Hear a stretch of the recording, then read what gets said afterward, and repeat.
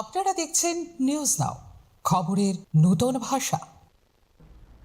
চন্দ্রপুরে কংগ্রেস কর্মীদের ওপর দুষ্কৃতীদের হামলার অভিযোগকে কেন্দ্র করে সোমবার ধর্মনগর থানার সামনে বিক্ষোভ কর্মসূচি পালন করল কংগ্রেসের নেতা কর্মীরা। অভিযুক্তদের অবিলম্বে গ্রেফতার এবং ঘটনা নিরপেক্ষ তদন্তের দাবিতে পুলিশের কাছে একটি স্মারকলিপি জমা দেওয়া হয়। বিক্ষোভকারীদের অভিযোগ, পরিকল্পিতভাবে কংগ্রেসের কর্মী সমর্থকদের ওপর হামলা চালানো হয়েছে।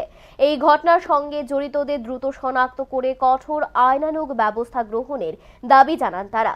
পাশাপাশি দাবি পূরণ না হলে আগামী দিনে আরো বৃহত্তর আন্দোলনে নামার হুঁশিয়ারিও দেন কংগ্রেস নেতৃত্ব।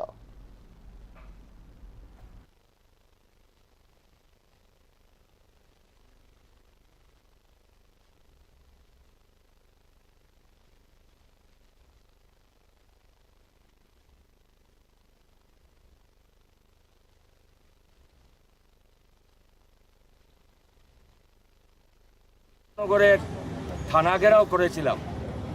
বিগত কিছুদিন আগে আমাদের ইউথ কংগ্রেসের সাধারণ সম্পাদক জাকির হোসেন এবং নর্থ ত্রিপুরার NSY ডিস্ট্রিক্ট প্রেসিডেন্ট শাহিদ আহমেদকে বিজেপির কিছু দুষ্কৃতী বাহিনী ওনাদের শারীরিকভাবে হেনস্থা করেছে এবং বিভিন্ন জায়গায় ক্ষতবিক্ষত করেছে। ওনারা এখন ট্রিটমেন্টের জন্য আগরতলা জিবি, কেউ IGM-এ ভর্তি আছেন।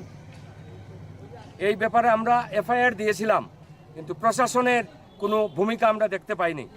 আমরা প্রশাসনকে হুঁশিয়ারি করে দিতে এসেছি, আগামী 24 ঘন্টার মধ্যে যদি ওদেরকে অ্যারেস্ট না করা হয় তাহলে আমরা আরও বৃহত্তর আন্দোলন গড়ে তুলব। আমাদের আন্দোলন কন্টিনিউ জারি থাকবে।